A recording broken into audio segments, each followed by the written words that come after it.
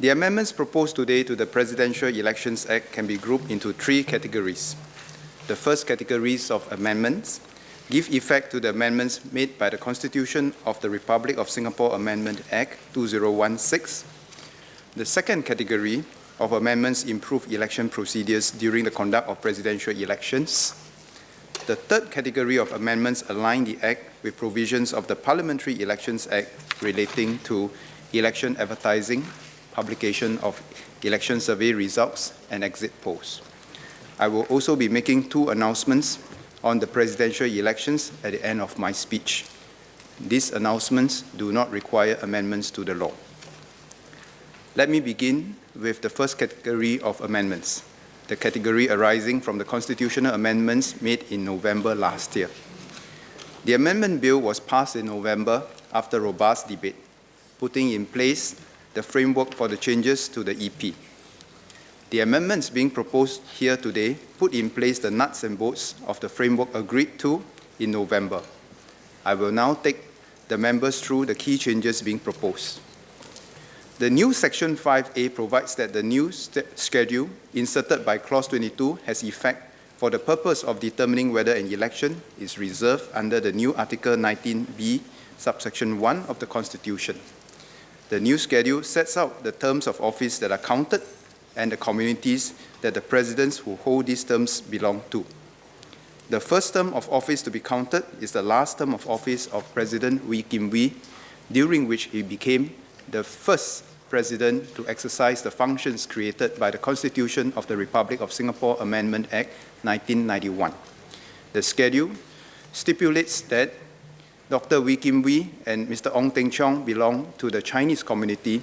Mr. S.R. Nathan, who served 2 terms, belongs to the Indian community. Dr. Tony Tan belongs to the Chinese community. The Prime Minister had, in November, announced this during the second reading of the Constitutional Amendment Bill. The returning officer is responsible for updating the schedule after every election. For this purpose, if a community certificate was issued to a person, that person is considered to belong to the community stated on the community certificate. If no community certificate was issued to the person is considered not to belong to the Chinese community, the Malay community, nor the Indian or other minority communities. The new Section 5B links the reserve election mechanism in the new Article 19B of the Constitution to writs of election issued under the Act and provides for open elections to be held if a reserve election wholly fails. In an open election, a person does not have to belong to any of the 3 communities, Chinese, Malay, Indian or other minority communities, to qualify to be elected as president. Clause 4 amends Section 6, subsection 3 to require that nomination day must be at least 10 days after the date of the writ of election. This is an increase from the current 5 days. This provides the Presidential Elections Committee, or PEC, with more time to assess whether potential candidates should be issued a certificate of eligibility. We are also introducing changes to the certification process for the presidential election. The new Division 2, consisting of new sections 8 to 8D, relates to the Presidential Elections Committee and the application process for certificate of eligibility. The key changes are as follows. First, the deadline for applying for a certificate of eligibility is extended from the current 3 days to 5 days after the date of the writ of election. The extension of deadline will give prospective candidates more time to prepare their applications. Second, the PEC must be satisfied that the applicant has met the service requirements under new Article 19(2)(g) of the Constitution before he issues the certificate of eligibility. Third, persons who wish to contest in the presidential elections must submit applications to both the PEC and to the Community Committee. The Presidential Elections Committee must reject an application for a certificate of eligibility if the applicant did not submit a community declaration to the Community Committee. The community declaration is essential to the functioning of the certification process for the reserve election system. I will elaborate on the community declaration next. The community certification process serves two main purposes. First, to determine the community to which every person elected as president belongs, for the purposes of determining whether a future election is reserved under new Article 19B, subsection 1 of the Constitution. Second, to ensure that in a reserved election, only persons belonging to the community to which the election is reserved qualify to stand for election. With your permission, Madam Speaker, may I ask the clerks to distribute the first handout? Yes, please.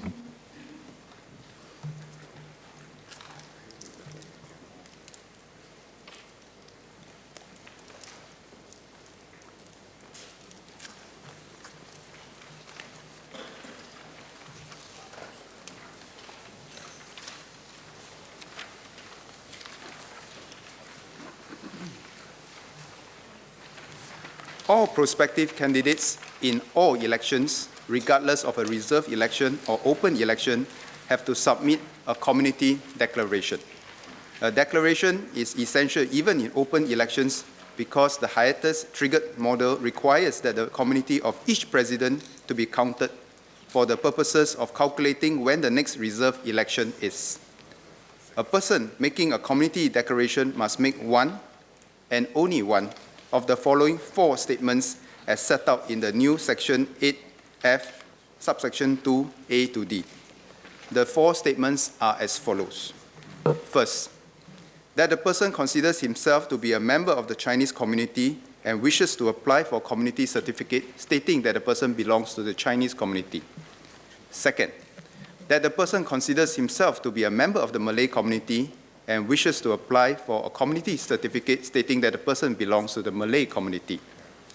Third, that the person considers himself to be a member of the Indian or other minority communities and wishes to apply for a community certificate stating that the person belongs to the Indian or other minority communities. Fourth, that the person does not consider himself to be a member of the Chinese community, the Malay community, or the Indian or other minority communities. The statements required where the applicant considers himself to be a member of the three main communities, that is Chinese, Malay, or Indian and other minority communities, to state that he wishes to apply for community certificate stating that he belongs to that particular community. It should be pointed out that in open elections, a declarant can still run for elections even if he does not receive a community certificate if he meets all other eligibility criteria. The deadline for submission of the community declaration is 5 days after the date of the writ of election, similar to the deadline to apply for the certificate of eligibility to the PEC. The community committee must decline to accept a community declaration if the declarant did not apply to the PEC for a certificate of eligibility. Let me now elaborate on the composition of this new community committee. The community committee will consist of 16 persons. The chairman, 5 members belonging to the Chinese community, 5 members belonging to the Malay community, and 5 members belonging to the Indian or other minority communities. The chairman and members of the community committee will be appointed by the Prime Minister on the nomination of the Presidential Council of Minority Rights, or PCMR. The PCMR will make its nominations after consulting such organizations of the Chinese, Malay, or Indian and other minority communities as the PCMR sees fit. The 5 members belonging to the Chinese community who are on the community committee make up the Chinese community subcommittee. The same arrangement applies to the Malay and Indian and other minority communities subcommittees. In a reserved election, the community committee will accept a community declaration only if the declarant considers himself to belong to the community to which the election is reserved. The community committee will then refer the declaration to the subcommittee for that community. If the subcommittee is satisfied that the declarant belongs to the community committee will issue the declarant with a community certificate to that effect. In non-reserved elections or open elections, the community committee will refer community declarations to the appropriate subcommittee, except where a declarant does not consider himself to be a member of any of the three main committees. If the subcommittee for a community is satisfied that the declarant belongs to that community, the community committee will issue the declarant with a community certificate to that effect. If the subcommittee is not satisfied, the community committee can refuse to issue a community certificate or can invite the declarant to submit another community declaration. In the case of a declarant who does not consider himself to be a member of any of the three main communities, the community committee can either accept the community declaration or invite the person to submit another community declaration. In both instances where the community committee may invite the declarant to submit another community declaration, it may only do so once. The approach of the community committee and subcommittees in assessing whether declarants belong to a particular community should be that of inclusion. The approach should be to welcome and embrace individuals who identify themselves with a particular community. This would apply, for example, in cases where declarants are of mixed-race parentage and have significant links with the communities of both parents. The method of certifying race through community committees has worked well for our GRC system. It should similarly serve us well in the presidential elections. Let me now move on to explain the new items that prospective candidates must submit. Clause 6 amends Section 9 to add certain items to the nomination papers that a prospective candidate must submit. The first item is a statutory declaration in which the prospective candidate declares that he understands the role of the President as set out in the Constitution. This ensures that the prospective candidate is aware of the constitutional powers of the President and is also aware of the constitutional limits of the presidential office. It will serve as a declaration to the electorate that the prospective candidate is aware that he should not be drawn into making statements or promises which exceed the constitutionally prescribed role of the President. As making a false statutory declaration is an offense, a prospective candidate's submission of the declaration signals that the candidate has studied and understood the responsibilities of the office. The second additional item relates to the community certification process.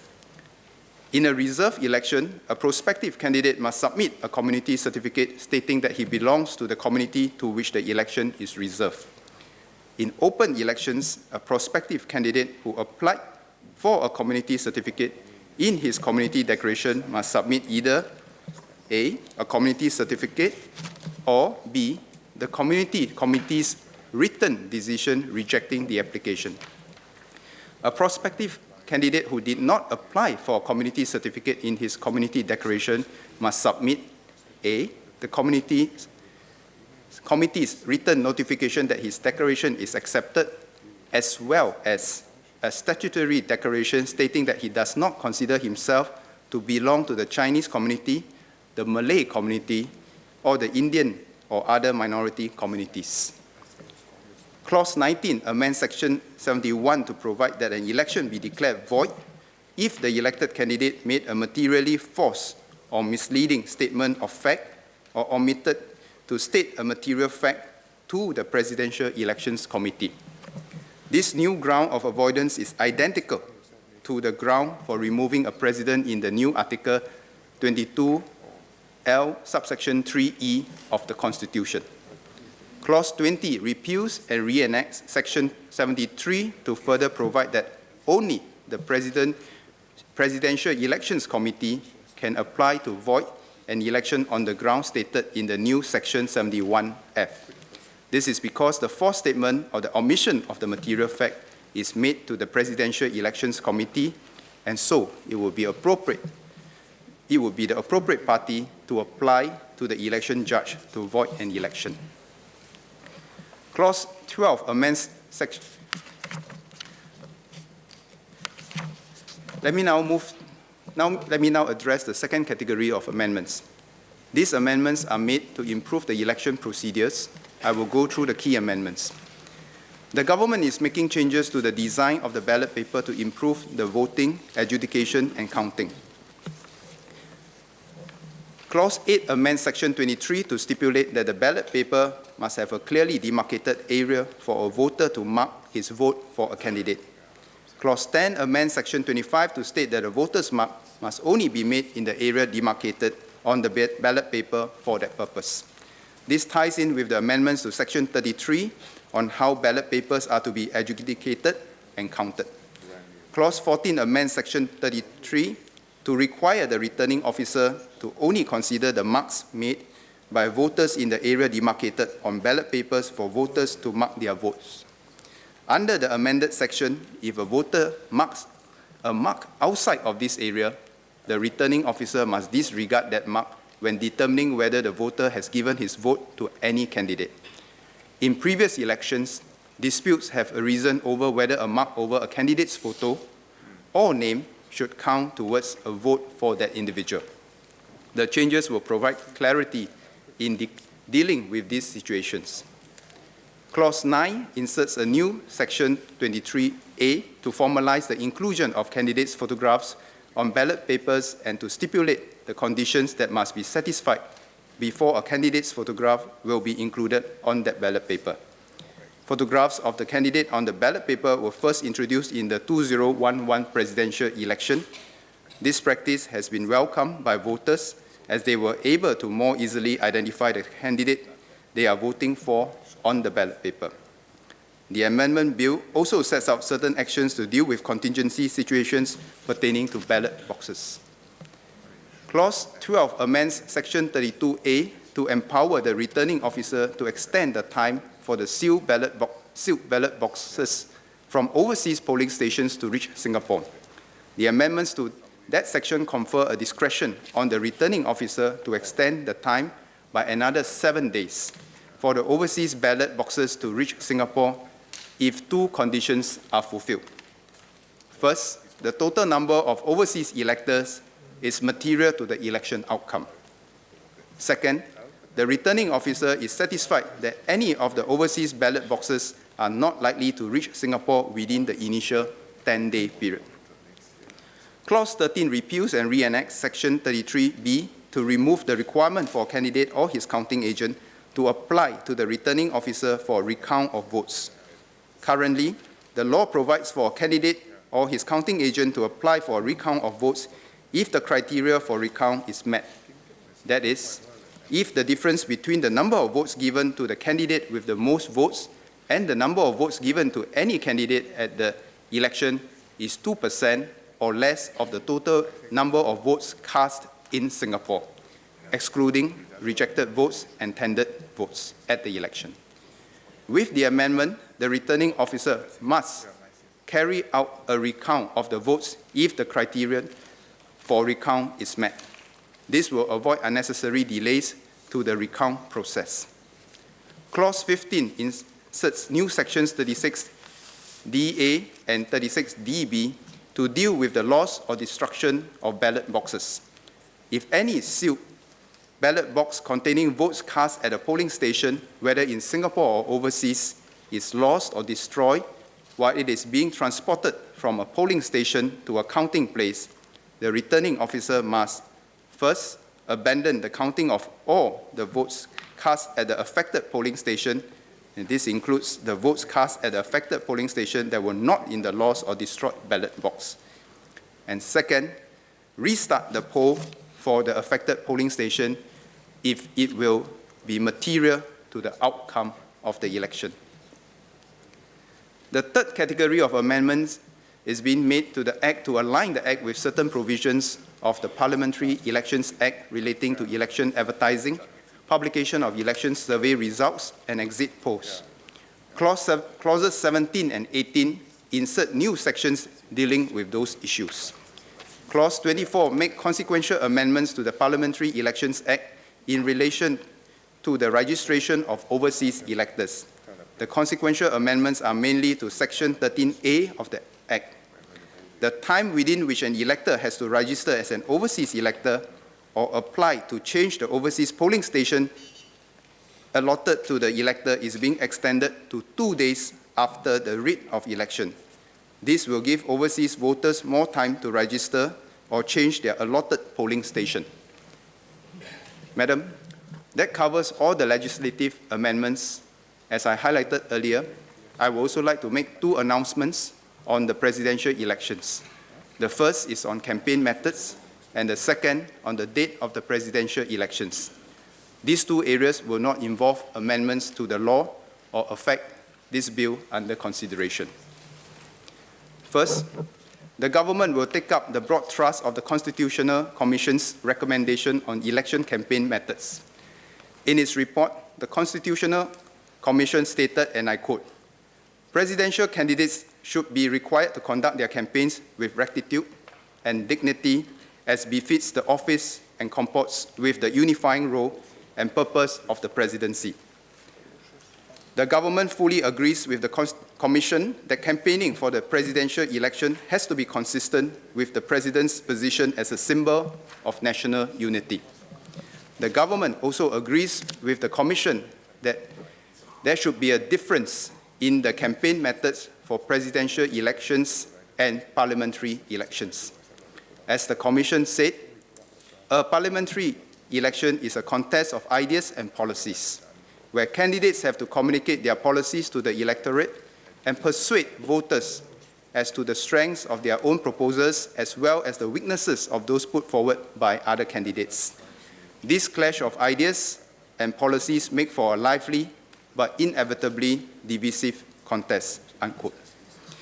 The Commission also said, and I quote, "In contrast, candidates for presidential elections have no policy agenda to advance.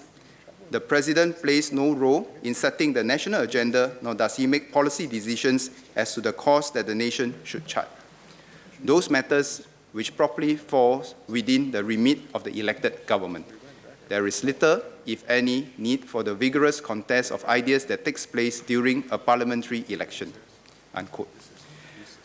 The Commission considers that rules could be enacted which prescribe a wide list of approved campaign methods such as televised speeches, and explicitly stated that it was not clear if the holding of rallies is either necessary or helpful in dealing with divisiveness. The government agrees with the Commission that there should be a clear distinction in campaign methods for presidential elections and parliamentary elections. Campaign methods for the presidential elections must not inflame emotions and must be in keeping with the decorum and dignity of the office of the President, given the important unifying and custodial roles of the President. The possibility of changes to campaign rules was raised at the end of the debate on the Constitutional Amendment Bill last November. What was clear is that there is support from both sides of this House that campaigning for Singapore's presidency should be depoliticized and fundamentally different from campaigning during parliamentary elections. The government agrees with the members of this House on our shared goal to differentiate the campaigning methods of the PE from that of the GE.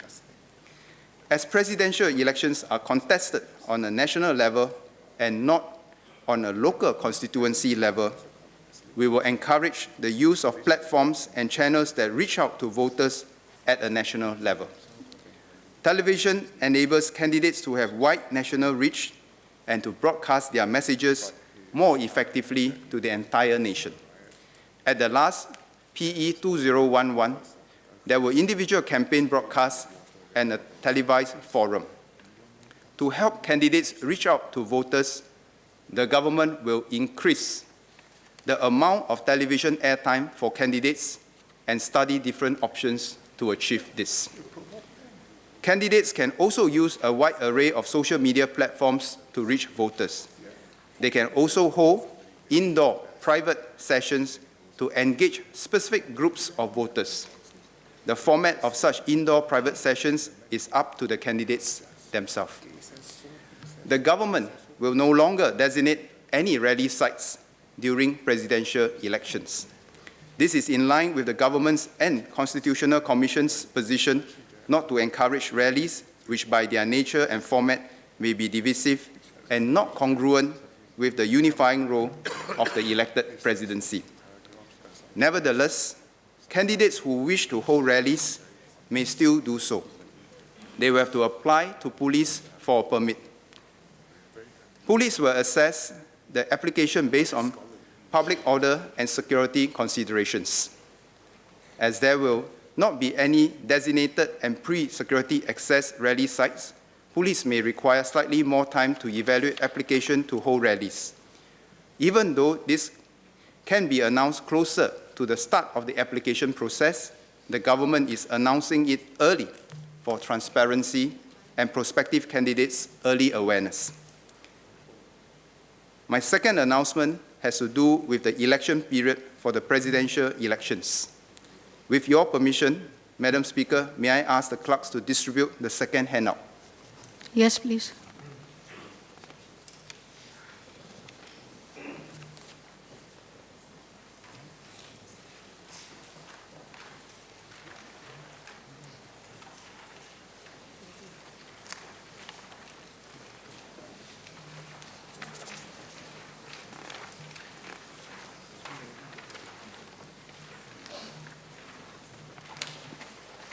The current President's term of office expires on August 31st, 2017. In the past, polling day typically fell on the last week of August. In 2011, the writ was issued in the first week of August. Campaigning began after National Day and was conducted during the month-long National Day celebrations. Given the slightly longer time required for the new process and to avoid holding presidential election campaigns during the National Day celebrations period, we will adjust the timing of the polls for the forthcoming elections. The government will issue the writ for the election later in August, before President Tony Tan's term expires on 31st August 2017, so that if the election is contested, polling day will take place in September instead of August. This resets the clock so that in future, presidential elections campaigning will take place outside the National Day period, assuming presidents serve their full 6-year terms. We have been advised by the Attorney General that there can be an interval between the expiry of the incumbent's term and the assumption of office by the new president. If a new president is not elected by the time President Tony Tan's term expires on 31st August 2017, Article 22(n) of the Constitution provides for an acting president until a new president is elected and assumes office. The Constitution provides for the chairman of the Council of Presidential Advisers, or if he is unavailable, the Speaker, to be the acting president. The acting president, it should be made clear, cannot exercise the functions of the president under Article 22(n) indefinitely. We have sought AGC's advice on this proposal to adjust the timing of the polls for the presidential elections this year. AGC has confirmed that this can be done under the current laws. Some members might ask why the government cannot simply extend the current president's term to deal with the adjustment to the campaigning period. According to Article 20 of the Constitution, the new president shall hold office for a term of 6 years from the date on which he assumes office. We cannot extend President Tan's term beyond 6 years unless we amend the Constitution. The period during which the acting president shall exercise the functions of the office of president should not exceed 1 month from 1st September 2017 to the date of assumption of office by the person declared elected as president. Allow me to conclude, Madam Speaker. The amendments I have described today are either consequential to the constitutional amendments made in November or to improve the processes during elections. We are drawing closer to our first reserve elections for our president. The changes to the system have taken more than a year to be discussed and fleshed out since they were first publicly mooted.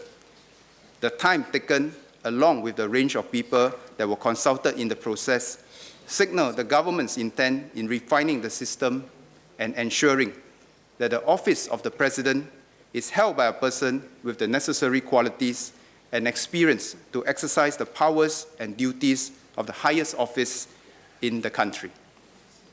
that the office of the President continues to reflect the multiracial nature of Singapore, and that this office continues to be the unifying symbol for all Singaporeans, regardless of race, language, or religion.